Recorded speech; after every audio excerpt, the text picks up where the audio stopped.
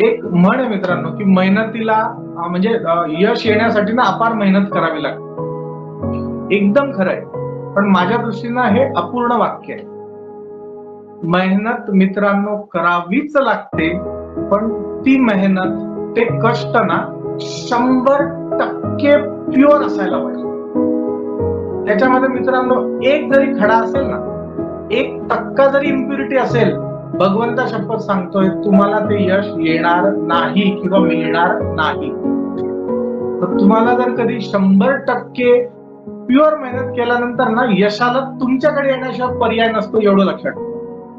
आणि हे मी माझ्या स्व अनुभवावरनं सांगतो.